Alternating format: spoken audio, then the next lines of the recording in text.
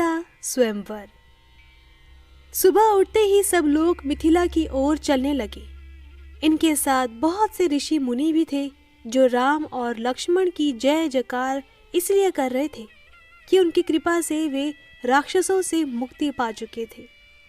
रास्ता काफी लंबा था।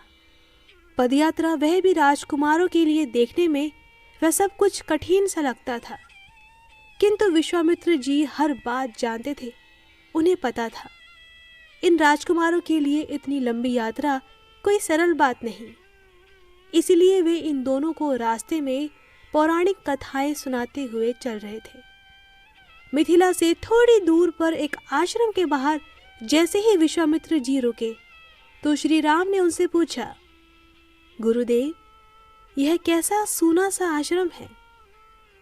बेटे राम, यह किसी समय गौतम ऋषि का आश्रम था। उनकी पत्नी अहिल्या बहुत ही सुंदर थी। एक बार देवराज इंद्र का मन अहिल्या पर आ गया, तो जैसे ही गौतम जी सुबह स्नान करने गए, उनके पीछे से गौतम का ही भेष धारण कर इंद्र उस आश्रम में घुसे और उन्होंने अहिल्या की पवित्रता को भंग कर दिया। जैसे ही इंद्र उस आश्रम से बाहर निकले थे, उसी समय गौतम जी आश्रम में अंदर आ रहे थे। उन्होंने इंद्र को इस हालत में देखा तो उन्हें संदेह हुआ। फिर अंदर आकर अहिल्या की हालत को देखा तो सब कुछ समझने में देर न लगी। क्रोध से भरे गौतम जी ने अहिल्या को श्राप देकर पत्थर बना दिया। तब से आज तक वह पत्थर की मूर्ति बनी तुम्हारी प्रतीक्षा करती हुई राम राम कह रही है, क्योंकि उसे यह वर मिला था कि श्री राम ही आकर तुम्हारा कल्याण करेंगे। श्री राम ने आगे चलकर पत्थर की अहिल्या को पांव से छुआ तो उसी समय अहिल्या राम राम करती हुई उठकर बैठ गई। वह पहले से भी अधिक सुंदर हो गई थी। उसी समय गौतम जी भी आ गए। उन्होंने अपनी पत्नी को हृदय से लगाकर अपनी भूल का पश्चाताप किया। दोनों पति पत्नी एक बार फिर से श्री राम का धन्यवाद करने लगे। उधर राजा जनक को महर्षि विश्वामित्र के आने की सूचना मिली तो वे दूसरे साधुओं मुनियों को लेकर उनके स्वागत के लिए शहर से बाहर आए। जैसे ही राजा जनक ने राम को देखा तो उन्होंने आश्चर्य से पूछा कि मुनिवर, यह दोनों बालक कौन हैं? राजन, यह दोनों बालक अयोध्या नरेश राजा दशरथ के बेटे हैं। वह दोनों उस विचित्र धनुष को देखने के लिए आए हैं जिसे आज तक कोई वीर उठा भी नहीं सका। ये तो और भी खुशी की बात है राजन। फिर राजा जनक उनके ठहरने का प्रबंध करने चले गए। स्वयंवर। दूसरे दिन सुबह ही विश्वामित्र जी राम और लक्ष्मण को लेकर जनक की सभा में पहुंचे। वहां पर सीता स्वयंवर की सारी तैयारियां हो चुकी थी। सब राजा लोग उस बहुत पुराने बड़े धनुष को उठाने के लिए जाते हैं, किंतु वे बेचारे उस समय लज्जित से होकर चले जाते हैं जब वह धनुष अपने स्थान से हिलता भी नहीं था। राजा जनक ये हाल देखकर बहुत उदास हुए और निराश होकर कहने लगे कि आज के वीरों को ये क्या हो गया है जो एक धनुष को उठा तक नहीं सकते। क्या इस पृथ्वी पर से सारे वीर उठ गए हैं अथवा शक्तिहीन हो गए हैं?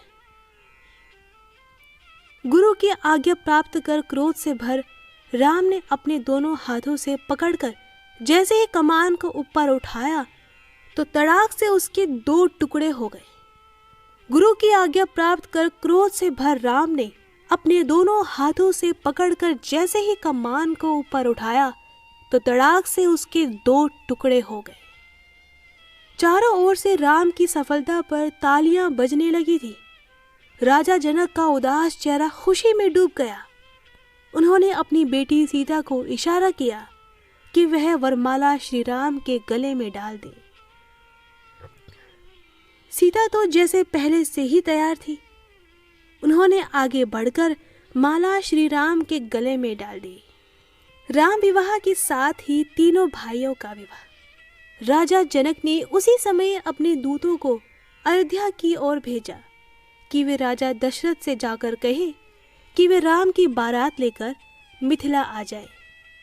जैसे ही दशरथ जी को राम की शादी की सूचना मिली तो गुरु वशिष्ठ की आज्ञा पाकर बारात लेकर मिथिला की ओर चलने लगे। 5 दिन के लंबे सफर के पश्चात बारात मिथिला पहुंची तो राजा जनक ने शहर से बाहर आकर बारात का स्वागत किया। मिथिला का पूरा शहर जगमगा रहा था। राज्य मंडप में राजा जनक अपनी बेटियों को लेकर आए तो उन्होंने सर्वप्रथम अपनी बेटी सीता को सबसे आगे करते हुए कहा, महाराज दशरथ, ये मेरी बेटी सीता है जो पृथ्वी की कोख से पैदा हुई थी। ये मेरी दूसरी बेटी उर्मिला है जिसकी शादी मैं लक्ष्मण से कराना चाहता हूँ। और ये 2 लड़कियाँ मेरे भाई कुशध्वज की है। इनमें बड़ी मांडवी और छोटी श्रुति कीर्ति है। मैं चाहता हूँ कि इनकी शादियाँ भी आप अपने दोनों बेटों भरत और शत्रुघ्न से करने की आज्ञा दें। मुझे सब कुछ मंजूर है राजन। दशरथ ने जनक को अपने गले से लगाते हुए सारे रिश्ते मंजूर कर लिए। इस तरह से चारों भाइयों की शादियां संपन्न हो गई। राजा जनक ने दशरथ को बहुत दिनों तक अपने शहर में ही रखा। इन दोनों में बड़ी गहरी मित्रता हो गई। फिर महाराज दशरथ अपने बेटों और पुत्र वधुओं को साथ लेकर अयोध्या की ओर चल पड़े। अभी वे लोग मिथिला से निकले ही थे कि रास्ते में बहुत भयंकर आंधी आई। उस आंधी को देखकर मिथिलावासी डर के मारे कांप उठे। उसी समय इस आंधी में से भगवान परशुराम जी निकलकर राम के आगे खड़े होकर कहने लगे, राम, तुमने शिवजी के पुराने धनुष को तोड़कर अच्छा नहीं किया। यह स्वयंवर की शर्त थी भगवान। मैं कुछ नहीं जानता। मुझे यह धनुष ठीक उसी प्रकार से बनाकर दो जैसा पहले था, नहीं तो मैं तुम्हें श्राप दे दूंगा। यदि आपकी यही इच्छा है परशुराम जी, तो यह लो। यदि आपकी यही इच्छा है